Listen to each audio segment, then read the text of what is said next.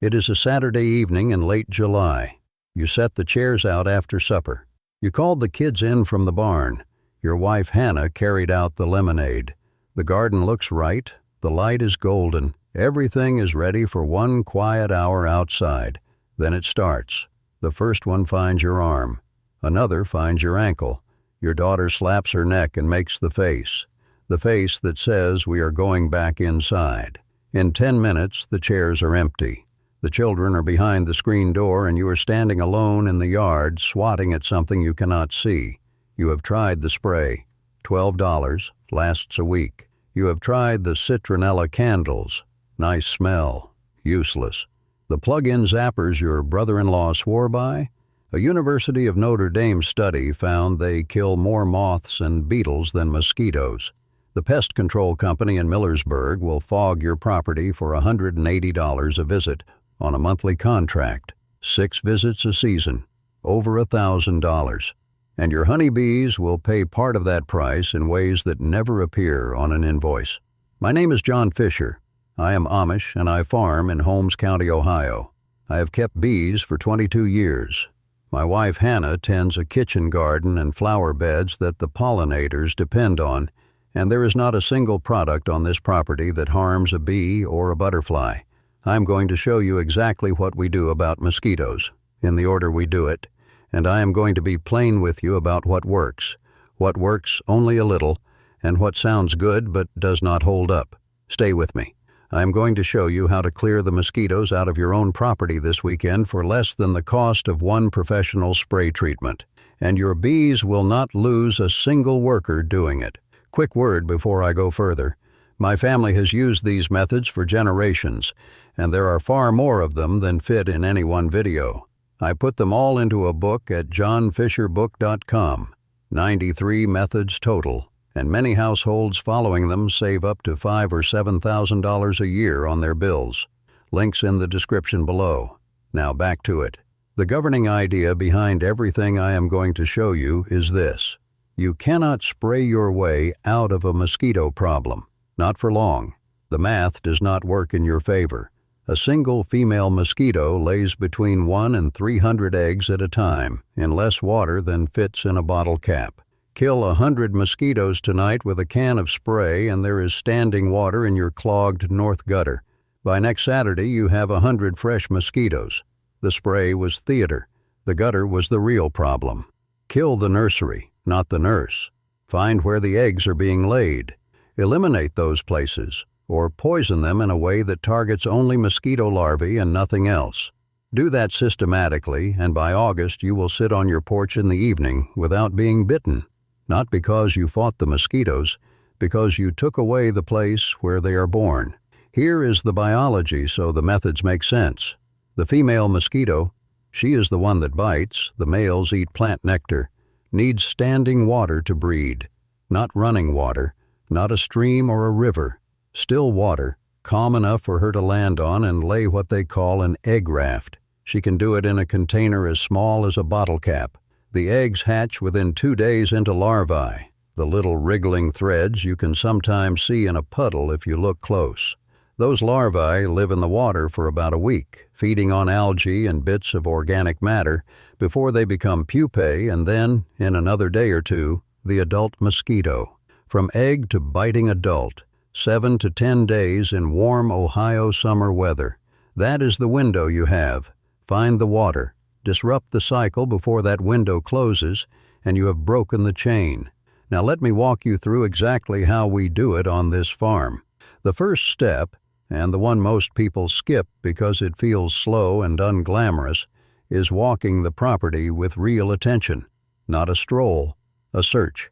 My son Eli and I do this every Saturday morning in June and July, first thing after chores. He was about 8 the first summer I brought him along, and he was the one who found the worst sight we have ever had on this property.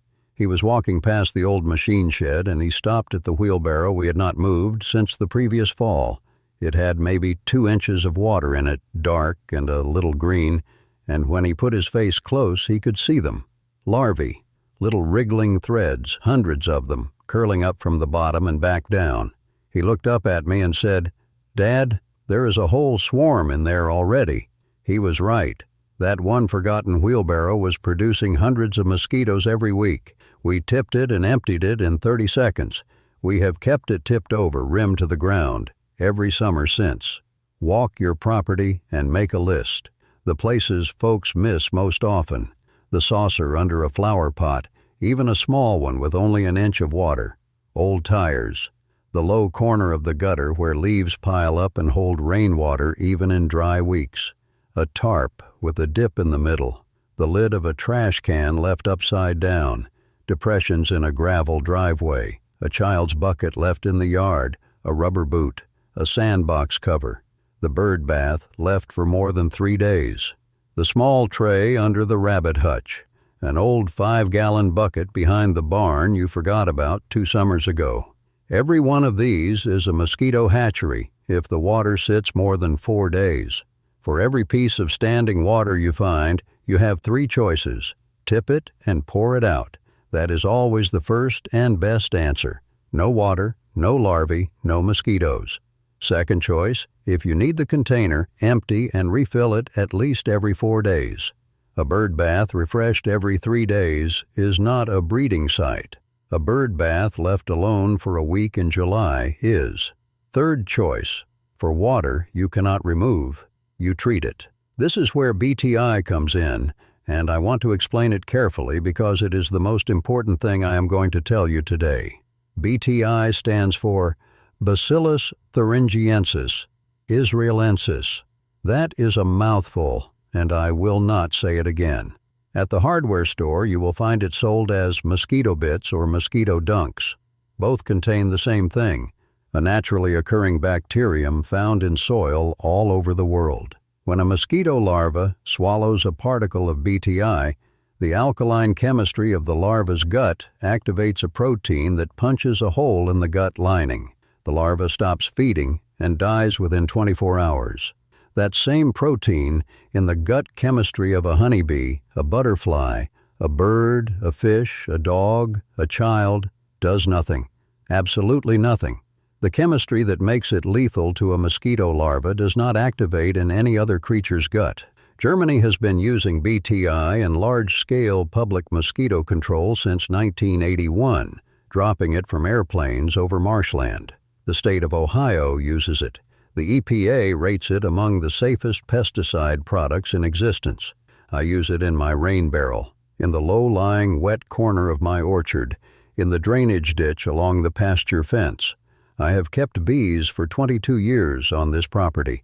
I have never lost a bee to BTI. The product comes in 2 forms that are useful in different situations. Bits look like small granules of corn grits and dissolve quickly, giving you fast action on larvae already in the water. Dunks look like a small tan ring and release BTI slowly over about 30 days. I use dunks in permanent or semi-permanent water, the rain barrel, the water trough in the pasture, the pond by the barn. I use bits in temporary water, the low spots in the yard that pool after rain, the ditch along the road that holds water for a week before it drains away. Match the product to the water. Before I show you how to deploy it across your whole property, and the one placement mistake that cuts your results in half, my family has used these methods for generations. I put all 93 of them into one book at johnfisherbook.com. Many households following them save up to $5,000 or $7,000 a year on their bills. Most folks earn back the $47 in the first month. 7-day money back, no questions. Link in the description. Now, the deployment, and where you put the dunks matters as much as whether you use them. The mistake most folks make is concentrating everything near the house. 1 dunk in the rain barrel and call it done. But the mosquitoes biting you at your porch came from a breeding site within about 100 yards. That means you need to think about the whole 100-yard radius around where your family lives, not just the backyard you can see from the kitchen window, the low corner of the yard that floods after rain, the drainage swale along the road, the shallow ditch at the edge of the field, the wet spot in the south pasture that never quite dries in July. Break a dunk into quarters for smaller sites. A quarter dunk in a small bucket costs about $0.10 and treats that water for 30 days. 4 quarter dunks in 4 strategic spots around your perimeter builds a real barrier around where you live. Now, I want to be honest with you about what this will and will not do, because if I do not, you will be disappointed by the wrong thing. BTI works on water you can find and treat. It does not work on mosquitoes already flying and biting tonight. It does not stop mosquitoes breeding on a neighbor's property a quarter-mile away. In a very wet summer, when temporary pools are forming faster than you can find them, you will still get some mosquitoes. The goal is not 0. That is not possible on a working farm in Ohio in July. The goal is a manageable number, a porch you can sit on, a yard the children can play in until dark. That is achievable. I want you to know what you are aiming at. The third method is the perimeter herb spray, and this is where Hannah's work comes in. She makes it herself from essential oils and has done it every summer for about 15 years. I want to be clear about what this does. It does not kill mosquitoes. It does not touch the larvae. What it does is make the resting places around your house uncomfortable for adult mosquitoes and push them back toward the edges of the property. Mosquitoes spend most of their daylight hours resting in shade, not flying, resting on the cool underside of leaves, inside shrubs, in the corners of fences, in the eaves of the porch. They come out to bite at dusk and dawn. Treat those resting places, and you reach the whole adult population on your property in one sweep, not just the few flying tonight. Hannah fills a pump garden sprayer with water, shakes in lemon eucalyptus oil, the one essential oil with consistent scientific backing for mosquito repellency, rated by the CDC as an effective option, adds citronella for the traditional repellent effect it has had for generations, a small amount of neem oil, and a tablespoon of dish soap as a surfactant to help it stick to leaves instead of running off. She sprays the underside of every shrub within 20 feet of the house, the back of the wood pile, the inside of any lattice or fence, the eaves and the underside of the porch roof, not the flowers, not the open blossoms. She is careful never to discourage the bees from what they need, just the resting places. It lasts 2 to 3 weeks and takes about 45 minutes to do the whole farmstead. I want to tell you about my grandfather Daniel here, because he is where the philosophy behind all of this came from, and the philosophy matters as much as the method. My grandfather kept 36 hives on this farm. He sold comb honey to families all over Coshocton and Holmes County for 40 years, and he would not tolerate anything on this property that harmed a bee. Every summer I watched him walk the farm in the morning, the same route every day, coffee cup in his left hand. He would stop and look at things. He told me once, I was maybe 12 years old, he said, "John, a problem that keeps coming back every summer is a problem you have not fixed. You have only interrupted it." He was talking about mosquitoes that summer, specifically about a low, wet corner in the south pasture that bred them every July. He spent an afternoon rerouting a small drainage ditch, nothing elaborate, just a shallow channel dug with a spade to carry the water out and away. We have not had a serious mosquito problem in that corner since. He never bought a can of spray in his life. He just found the hole in the boat and he filled it. A spray is a pause, a ditch is a fix. My grandfather Daniel understood the difference between fighting a problem and solving it, and he passed that distinction down to me the way he passed down the hives. Now let me give an honest accounting of the natural predators, because you will hear about them, and you deserve to know what they actually do. Purple martins come up every spring. Somebody in the county always asks about the martin house for mosquito control, and I always say the same thing. Put up the martin house, but do not put it up for the mosquitoes. Martins are magnificent birds. They eat enormous quantities of flying insects, but the studies that have looked at the contents of their stomachs show that mosquitoes make up only a small fraction of their actual diet. Martins hunt during the day. Mosquitoes bite at dusk and dawn. The hours barely overlap. A colony of martins will not solve your mosquito problem. It will beautify your farm, feed the children's eyes in the morning, and eat beetles and moths all summer, which is its own good thing. Bats are a different story. A single little brown bat, The most common species in Ohio can eat 1,000 flying insects in an hour. That is documented. They hunt at dusk when the mosquitoes are active, and they do eat more mosquitoes than martins ever will. A bat house on the barn or on a tall post at the edge of the property draws them in, and they will work that airspace every evening without being fed or maintained. Hannah was skeptical the first summer we put one up. She had the same unease about bats that most people have. But by August, she could see them quartering the yard at last light, quick dark shapes, eating things.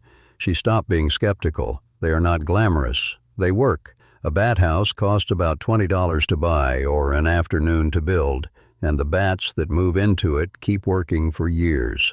I want to say one plain thing about the pest control industry before I move on, because it is worth saying, and I will say it only once. I'm not saying the people who work for those companies are dishonest. Most of them are working families. But the chemical they spray on your yard is a broad-spectrum insecticide. It does not read the labels on the insects it touches. It kills mosquitoes, and it kills the honeybees in your garden and the dragonflies that eat mosquitoes for you and the fireflies your children catch in jars. One spray visit in June can suppress mosquitoes for 3 weeks and set the insect population of your whole yard back for the entire summer. A $180 visit does not just kill the problem insect. It kills the solution insects too. When the mosquitoes return, and they always return because more are breeding 100 yards away on someone else's ground, the dragonflies that used to eat them are no longer there. You call the truck again. The dragonflies are gone again. The cycle sustains itself, and the company profits from a yard that has been made too simple to solve its own problem. There is no man in a back room planning this. It is just how the math works out when a solution creates a dependency. There is a wider principle in all of this, and I want to leave you with it because it runs through everything I talk about on this channel. The method that works cheaply and permanently does not generate a repeat sale. Nobody runs a commercial for a $17 bag of mosquito bits that lasts all summer. There is no profit in teaching a man to tip his wheelbarrow over and keep it there. The old knowledge, the kind that makes you less dependent, less in need of a truck or a contract, that knowledge went quiet not because it stopped working, but because it stopped being advertised. My grandfather Daniel did not read studies about it. He just noticed that the summers after he rerouted that ditch, he and my grandmother Ruth could sit on the porch in the evening and drink their tea without being bitten. He noticed, and he kept the ditch clear, and he taught me to keep it clear after him. What you know, you cannot unknow. Once you understand that every mosquito biting you at dusk was born within 100 yards of your house, in water you could have treated for pennies. The truck that charges $180 a visit starts to look different. You start walking the property on Saturday mornings. You start looking at the saucers under the pots. You start tipping the wheelbarrows. You start working upstream instead of reacting downstream. That shift, from fighting the wave to closing the hole, is the whole of it. A yard you understand is yours. A yard you can only rent calm in for 3 weeks at a time at $180 per visit is something else. Here is what I want you to do this week. Tomorrow morning, walk your property with a coffee can. Write down every spot you find holding water, every container, every low corner, everything you have been ignoring. Do not tip anything yet. Just find and list. That list is your map of where your mosquitoes are born.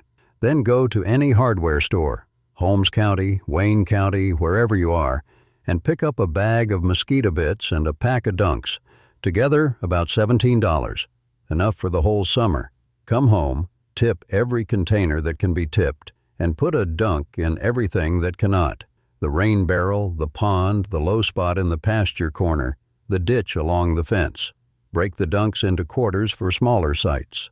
Put bits in any temporary pool with water in it right now.